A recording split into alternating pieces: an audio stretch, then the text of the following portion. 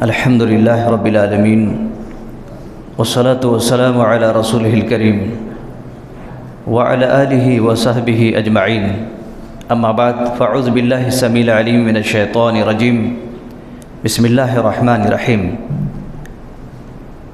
رب اشرح لی صدری ویسر لی امری واحلل عقدۃ من لسانی یفقہوا قولی اللہم رب زدنی علما آمین۔ سب تعریف اللہ تبارک و تعالیٰ کے لیے ہیں جس نے ہم سب کو قرآن مجید پڑھنے، سننے، سمجھنے اور اس پر عمل کرنے کا اللہ تبارک و تعالیٰ نے اپنی خاص رحمت اور نعمت سے نوازا ہے۔ یہ اللہ کی بہت بڑی مہربانی ہے اور اس کی شان ہے۔ یہ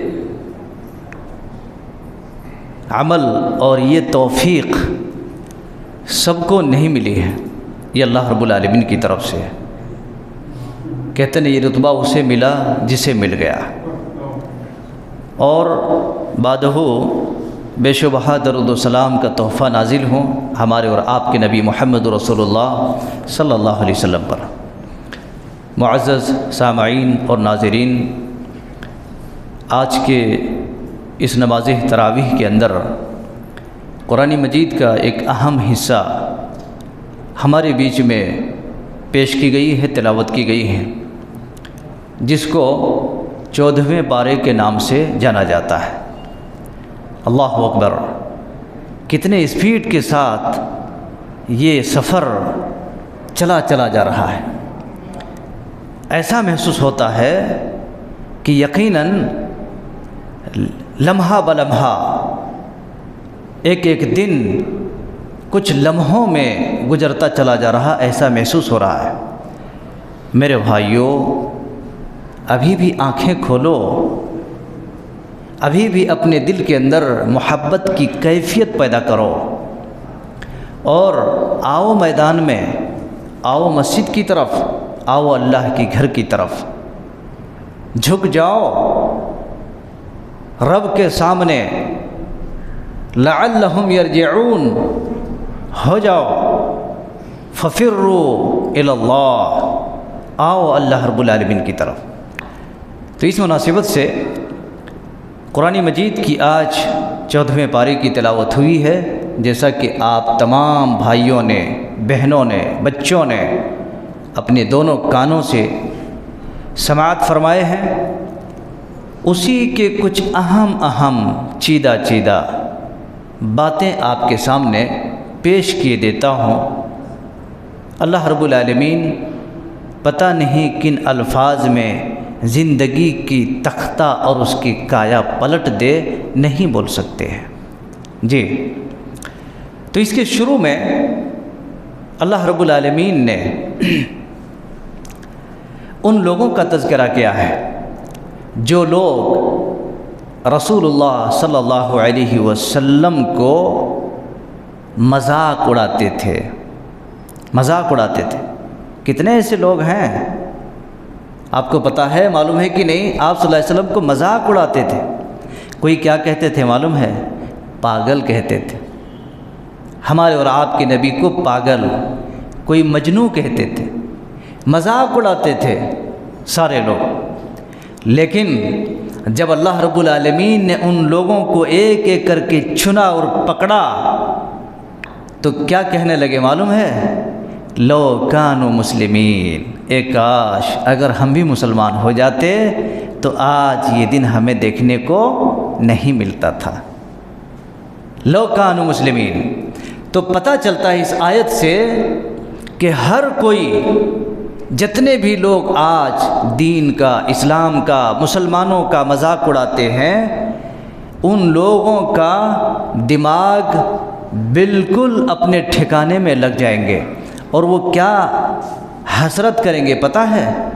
کاش اگر ہم بھی مسلمان ہو جاتے، کاش اگر ہم بھی مسلمان ہو جاتے۔ تو پتہ چلتا ہے کہ جتنے بھی لوگ آج مسلمانوں کے مخالف ہیں، وہ ایک دن یہ دعا کریں گے، افسوس کریں گے، کفِ افسوس مرگ کریں گے کاش ہم مسلمان ہو جاتے تو یہ دن ہمیں اور یہ عالم، یہ دکھ، یہ عذاب ہمیں دیکھنے کو نہیں ملتا تھا۔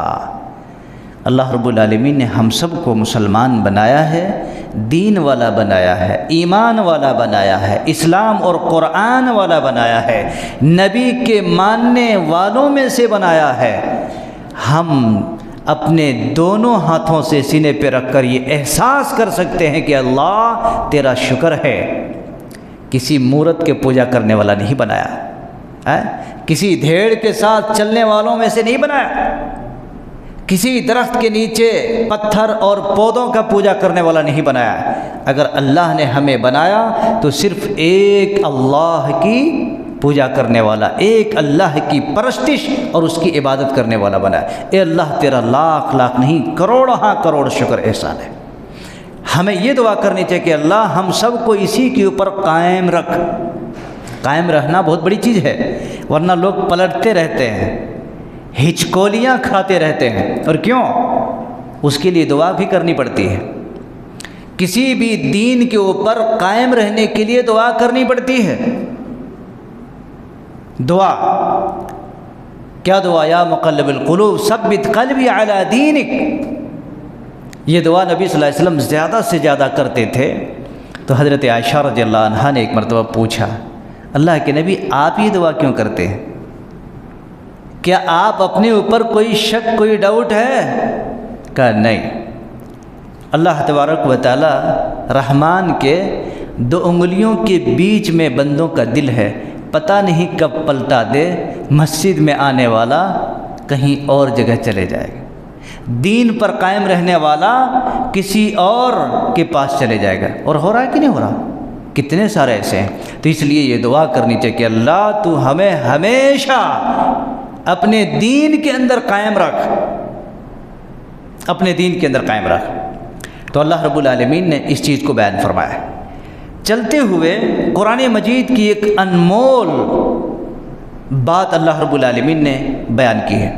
ابھی دیکھیے کتنے مسلمان ہیں جو قرآن پر عمل کرنے والے اور قرآن کے پڑھنے والے۔ مسلمان تو بہت ہیں، بے انتہا مسلمان ہیں الحمدللہ، لیکن اللہ رب العالمین نے قرآن کی حفاظت کی ذمہ داری کسی مسلمان کے سر پہ نہیں تھوپا ہے۔ سمجھ رہے ہیں؟ اگر دنیا میں کوئی بھی نہ پڑھے، اب جیسے رمضان کا مہینہ ہے کہ نہیں، ایسا تو ہوتا نہیں ہے، لیکن پھر بھی دنیا میں کوئی بھی قرآن کو نہ پڑھے تو بھی اللہ رب العالمین کے پاس کوئی فرق آنے والا ہے؟ جی نہیں ہے، کوئی فرق آنے والا نہیں، کیونکہ اللہ رب العالمین نے کہا اِنَّا نَحْنُ نَزَّلْنَا الذِّكْرَ وَإِنَّا لَهُ لَحَافِظُونَ۔ پوری قرآن کی ذمہ داری اللہ رب العالمین نے اپنے پاس رکھا ہے۔ کوئی مولوی، کوئی حافظ، کوئی قاری، کوئی فلاں پڑھے نہ پڑھے، اس سے نو پرابلم، فرق ہی نہیں اللہ کے پاس۔ اللہ نے کہا اس کی ذمہ داری میں نے لی ہے، اس کی حفاظت کی۔ اور آج بتا دوں میں آپ کو، اللہ تبارک و تعالی نے کتنے دنیا میں ایسے لوگ ہیں جی دھرم کے ماننے والے، آج تقریباً دنیا میں کم سے کم کئی ہزار مذاہب کے ماننے والے لوگ ہیں، کئی ہزار مذاہب کے ماننے والے لوگ ہیں۔ کسی بھی مذہب والے کو انگلی پکڑ کر کے آپ اٹھاؤ اور کہو جس مذہب کو تم مانتے ہو، تمہارے مذہب کی کتاب کا 2 پیج جڑا برزبانی پڑھ کے سنا دو، اس کی حالت پتلی ہو جائے گی۔ کیا ہو جائے گی؟ حالت پتلی ہو جائے گی۔ لیکن قرآن مجید 30 پاروں میں مشتمل ہیں، 114 سورتیں ہیں، جس کی ہزاروں الفاظ ہیں، کئی سووں میں اس کے رکوعات موجود ہیں۔ الحمدللہ اور ثم الحمدللہ۔ قرآن مجید کو سائیڈ میں رکھ دو اور کسی بھی حافظ کو کہو کہ آپ قرآن مجید کی ایک حرف کو لکھ دو، اللہ کی قسم جیسی قرآن مجید موجود ہیں ہو بہو اور as it is same to same لکھ کر کے چھوڑ دے گا۔ یہ قرآن کی فضیلت ہے، یہ قرآن کی فضیلت ہے، یہ اللہ تبارک و تعالیٰ کی کتاب کی انمول خزانہ اور اس کی موتی ہیں، جو ہزاروں نہیں لاکھوں لاکھوں حافظ سینے کے اندر قرآن موجود ہے، سینے میں قرآن موجود ہے۔ اسی لیے ایک بڑی ہی بہترین اور لطیفے کی بات ہے، لوگ کہتے ہیں، جیسا کہ آج کل بہت سارے ویڈیو آڈیو وائرل ہوتے کہ نہیں، تو کسی نے لکھا کہ کسی بکرے کے اوپر، کسی بکرے کے سینے پر اللہ لکھا ہو تو وہ بکرا خریدنے کے لیے 2 لاکھ 2.5 لاکھ 3 لاکھ روپے لگا کے خرید لیتے ہیں۔ صرف ایک اللہ اگر اس بکرے پر لکھا ہو تو 2-2.5 لاکھ روپے دے کر خریدنے کے لیے تیار ہو جاتے ہیں، اور ایک حافظ کے سینے میں پورا